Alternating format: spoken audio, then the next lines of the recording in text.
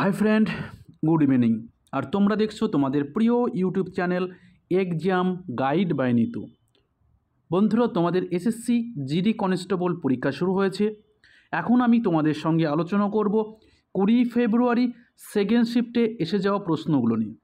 আমি already first শিফটের প্রশ্ন তোমাদের করে দিয়েছি। তোমরা এখনও পর্যন্ত যারা দেখোনি অবশ্যই তোমরা দেখে নেবে। আর বন্ধুরা, আমি যে সমস্ত প্রশ্ন কালেক্ট করতে পেরেছি, তোমরা যদি বা তোমাদের যদি এর বাইরেও কোনো প্রশ্ন জানা থাকে অবশ্যই আমাকে একটু কমেন্ট করে বলবে। আমি পরবর্তী কোনো শিফটে তোমাদের এই প্রশ্ন নিয়ে আলোচনা করে দেব। তো বন্ধুরা, ভিডিওটা ভালো লাগলে একটু লাইক করে দেবে এবং চ্যানেলে নতুন হয়ে থাকলে অবশ্যই চ্যানেলটি সাবস্ক্রাইব করে দেবে। তো চলো শুরু করা যাক প্রশ্নগুলো। প্রথম প্রশ্ন দেখো। প্রশ্ন বলেছে, বোনালু কোন রাজ্যের উৎসব? বোনালু কোন রাজ্যের উৎসব? তো সঠিক উত্তর তেলেঙ্গানা। তেলেঙ্গানার একটি উৎসব বোনালু। বোনালু একটি হিন্দু উৎসব যেখানে দেবী মহাকালীর পুজো করা হয়। এটি যমশহর, হায়দ্রাবাদ এবং সেকেন্দ্রাবাদে পালন করা হয়। তাহলে বোনালু উৎসব কোথাকার? তেলেঙ্গানার। তো বন্ধুরা, চলো আমরা এখন বিভিন্ন রাজ্যের উৎসব সম্পর্কে একটু দেখে নিই। দেখো, অন্ধ্রপ্রদেশের কিছু উৎসব: দশরা, উগাদি, দাক্ষিণাত্য উৎসব, ব্রহ্ম উৎসব। অরুণাচল প্রদেশে দেখো রে, বুড়িবুট, মায়াকো, ড্রিং, পংটু, লোসার, মুরং, সোলাং, মপিন। আসামে দেখো অম্বুবাচী, বগালী বিহু, বৈশাগু, ডেহিং পটকাই। বিহারে ছট পূজা এবং বিহুলা। ছত্তিশগড়ের মাঘী পূর্ণিমা, বস্তার দশেরা। গোয়ায় শানবান উৎসব, লাদাইন উৎসব, মন্ড উৎসব। গুজরাটে রাত্রি উৎসব, জন্মাষ্টমী উৎসব, কচ্ছ উৎসব, উত্তরায়ণ উৎসব। হিমাচল প্রদেশে রাখাদুমানি, গোচি উৎসব। জম্মু কাশ্মীরের হর নবমী, শরি, বহুমেলা, দোস মৌচু। ঝাড়খণ্ডের করম উৎসব, হোলি উৎসব, রোহিণী উৎসব, টুসু উৎসব। কর্ণাটকের মহীশূর দশেরা, উগাদি। কেরালার ওনাম উৎসব, বিশু উৎসব। মধ্যপ্রদেশের লোকরং উৎসব, তেজাজি উৎসব, খাজুরাহো উৎসব। মেঘালয়ে নক্রেম উৎসব, খাসিস উৎসব, ওয়াংলু উৎসব। মহারাষ্ট্রের গণেশ উৎসব, গুড়িপদ উৎসব। মণিপুরে ইয়াংসাং, পোরাক, চাভাংকুট। মিজোরামের চাপারকুট উৎসব। নাগাল্যান্ডের হর্নবিল উৎসব, মোয়াটুসু। হর্নবিল কিন্তু বিখ্যাত, পরবর্তী কোনো শিফটে আসতে পারে। উড়িষ্যার রথযাত্রা, নুকাহাই প্রভৃতি।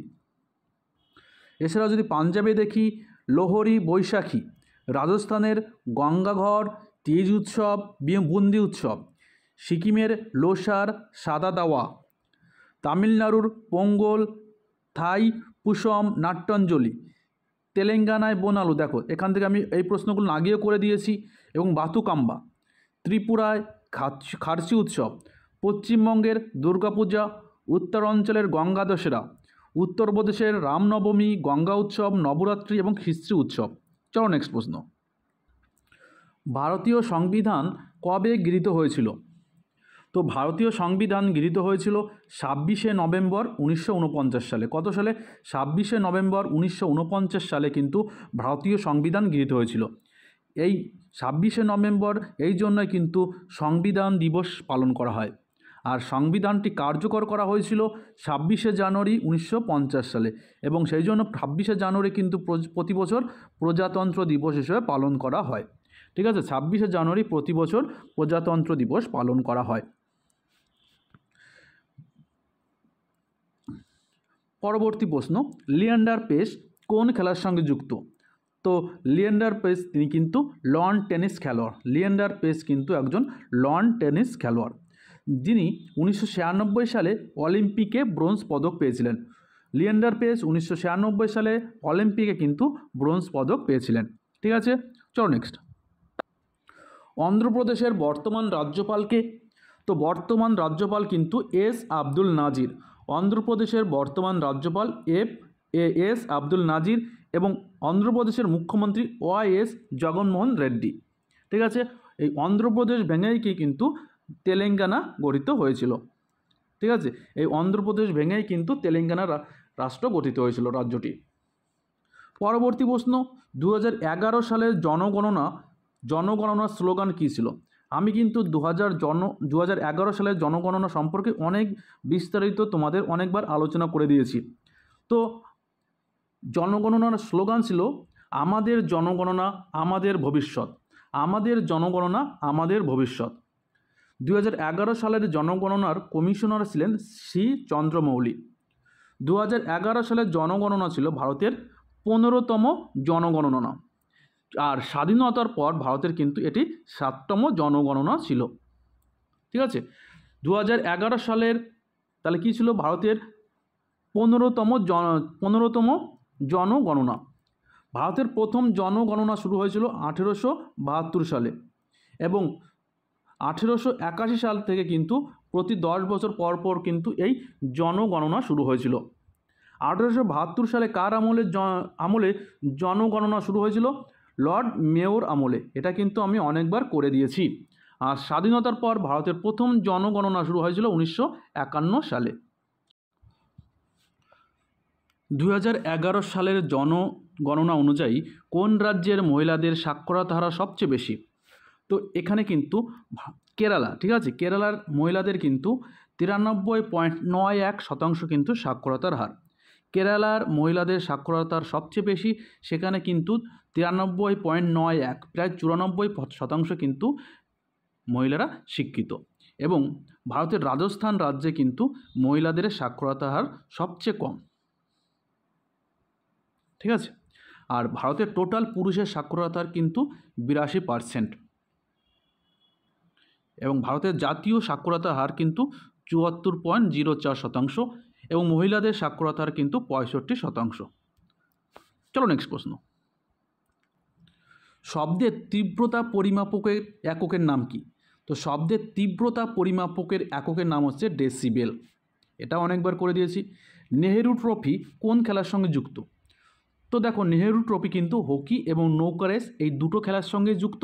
তো তোমাদের যেটা অপশনে ছিল ভাই সেটাই তোমাদের উত্তর হয়ে যাবে।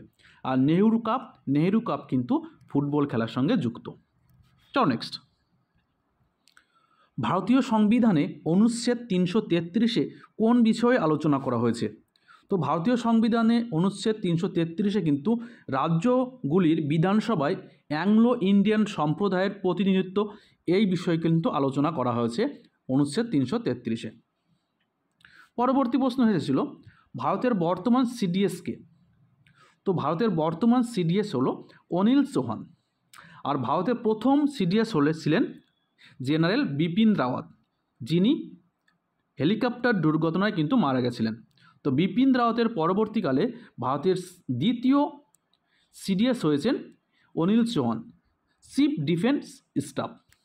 পরবর্তী প্রশ্ন, পান্নালাল ঘোষ কোন বাদ্যযন্ত্রের সঙ্গে যুক্ত? তো পান্নালাল ঘোষ কিন্তু বাঁশি শিল্পী, তিনি বাঁশি বাদক। তো আমরা এখন একটু জেনে নিই কে কোন বাদ্যযন্ত্রের সঙ্গে যুক্ত। দেখো গিটার বাদক ব্রিজভূষণ কাবরা, বিশ্বমোহন ভাট, করুণ পাল, কমলা শঙ্কর, দেবাশিস ভট্টাচার্য। ঘটমে সুরেশ বৈদ্যনাথন, হরিহরণ বিনয়করম, বিক্রম ঘোষ। তবলার সঙ্গে উস্তাদ আল্লাহ রাখা খান, জাকির হোসেন, কিষান মহারাজ, সাবির খান, সন্দীপ দাস, শান্তাপ্রসাদ, শওকত আহমেদ। পিয়ানের সঙ্গে যুক্ত আদনান স্বামী, উৎসবলাল, অনিল শ্রীনিবাস। বাঁশি দেখো হরিপ্রসাদ চৌরাশিয়া, পান্নালাল ঘোষ, টি.আর. মঙ্গলের। এটা কিন্তু আমি অনেকবার করে দিয়েছি। বীণার সঙ্গে দেখো আসাদ আলী খান, জিয়া মঈনুদ্দিন দাগার, জয়ন্তী কুমারেশ, হিন্দ্রাজ দিবেকার, গোপাল কৃষ্ণ। বিয়ালের সঙ্গে যুক্ত এল সুব্রমণিয়াম, টি.এন. কৃষ্ণন, এম. গোপালকৃষ্ণন। সরোদের সঙ্গে যুক্ত আমজাদ আলী খান, আলাউদ্দিন খান, আলী আকবর খান, বুদ্ধদেব দাস, ওয়াজাদ খান। সানাইয়ের সঙ্গে উস্তাদ বিসমিল্লা খান, আলী আহমেদ হোসেন, কৃষ্ণ রাম চৌধুরী, রঘুনাথ প্রসন্ন। সারেঙ্গির সঙ্গে যুক্ত উস্তাদ শাকুর খান, উস্তাদ সুলতান খান, রমেশ মিশ্র, পণ্ডিত রামনারায়ণ সাবেরি খান। সেতারের সঙ্গে রবিশঙ্কর, বিলায়েত খান, বুদ্ধাদিত্য মুখার্জি, নিখিল ব্যানার্জি। চলো নেক্সট প্রশ্ন। অমৃতসরের সন্ধি কবে স্বাক্ষরিত হয়েছিল? তো অমৃতসরের সন্ধি 1809 সালে রঞ্জিত সিং এবং ইংরেজদের মধ্যে হয়েছিল। ঠিক আছে, অমৃতসরের সন্ধি। পরবর্তী প্রশ্ন এসেছিল প্রথম পঞ্চবার্ষিকী পরিকল্পনাটি কোন মডেলের উপর ভিত্তি করে তৈরি করা হয়েছিল? তো প্রথম পঞ্চবার্ষিকী মডেলটি হ্যারল্ড ডোমার এর মডেল এর উপর ভিত্তি করে তৈরি হয়েছিল। প্রথম পঞ্চবার্ষিকীর পরিকল্পনার সময়কাল ছিল 1951 থেকে 1956 সাল পর্যন্ত। প্রথম পঞ্চবার্ষিকী পরিকল্পনায় সংসদে সামনে জওহরলাল নেহরু কিন্তু উপস্থাপন করেছিলেন। তাহলে প্রথম পঞ্চবার্ষিকী পরিকল্পনার সময় ভারতের প্রধানমন্ত্রী ছিলেন জওহরলাল নেহরু। ঠিক আছে, পরবর্তী প্রশ্ন এসেছিল নীতি আয়োগের প্রধান কাজ কী? তো নীতি আয়োগের প্রধান কাজ হচ্ছে ভারতের একটি নীতিগত থিঙ্ক ট্যাঙ্ক। ঠিক আছে, ভারতের একটি নীতিগত থিঙ্ক ট্যাঙ্ক হচ্ছে নীতি আয়োগ। নীতি আয়োগ ভারত সরকারকে সাহায্য করার পাশাপাশি রাজ্য এবং কেন্দ্রশাসিত অঞ্চলগুলিকে বিশেষ পরামর্শ দিয়ে থাকেন। নীতি আয়োগের সম্পূর্ণ নাম national institution for transforming India. প্রধানমন্ত্রী নরেন্দ্র মোদী 1 জানুয়ারি 2015 সালে এই নীতি আয়োগ চালু করেছিলেন। ঠিক আছে, চলো নেক্সট প্রশ্ন। ইউএনডিপির সম্পূর্ণ নাম কি? তো ইউনাইটেড নেশন ডেভেলপমেন্ট প্রোগ্রাম, এটাই ছিল ইউএনডিপির সম্পূর্ণ নাম। এর প্রতিষ্ঠা হয়েছিল 22 নভেম্বর 1965 সালে। ইউএনডিপির সদর দপ্তর নিউ ইয়র্ক সিটি এবং বর্তমান সভাপতি আসিম স্টেনার কিন্তু ইউএনডিপির বর্তমান সভাপতি। আরেকটি প্রশ্ন দেখো, কত্থক কোন ভারতীয় রাজ্যের শাস্ত্রীয় নৃত্য? তো অবশ্যই ভারতের কিন্তু উত্তরপ্রদেশের কিন্তু একটি শাস্ত্রীয় নৃত্য কি কত্থক। এছাড়াও যদি কি সাত্রিয়া অসম, মোহিনীনাট্যম কেরালা, মণিপুর, ওড়িশি উড়িষ্যা, কথাকলি কোথাকার? অন্ধ্রপ্রদেশ, কথাকলি এবং মোহিনীনাট্যম কোথাকার? কেরালা, কুচিপুড়ি অন্ধ্রপ্রদেশ, ভারতনাট্যম তামিলনাড়ু। চলো নেক্সট প্রশ্ন। কোন শব্দটি ক্রিকেট খেলার সঙ্গে যুক্ত? এরকম একটা প্রশ্ন হয়েছিল, ক্রিকেট খেলার সঙ্গে যুক্ত একটি শব্দ এসেছিল। আরেকটি প্রশ্ন দেখো, আরবিআইয়ের প্রধান কাজ কী? তো আরবিআই ভারতীয় রিজার্ভ ব্যাংকের প্রধান কাজ ব্যাংকের নোট প্রচলনে নিয়ন্ত্রণ করা ও ভারতের অভ্যন্তরীণ অর্থনৈতিক স্থায়িত্ব বজায় রাখার জন্য অর্থ মজুত রাখা এবং ভারতের মুদ্রা এবং ঋণ ব্যবস্থাকে দেশের উন্নতর পরিচালনা করা, এটাই কিন্তু আরবিআইয়ের প্রধান কাজ। আরবিআই প্রতিষ্ঠিত হয়েছিল 1935 সালের 1 এপ্রিল এবং জাতীয়করণ করা হয়েছিল 1949 সালের 1 জানুয়ারি। রিজার্ভ ব্যাংকের বা আরবিআইয়ের সদর দপ্তর মুম্বাই, এর সভাপতি গভর্নরকে শক্তিকান্ত দাস। তো বন্ধুরা, এই 18টা প্রশ্ন তোমাদের জন্য এনেছিলাম। ভিডিওটা ভালো লাগলে অবশ্যই লাইক করে দিও। এর খুব তাড়াতাড়ি আমি 3rd শিফটে তোমাদের জন্য প্রশ্ন আনবো, অবশ্যই দেখবে। তো এখন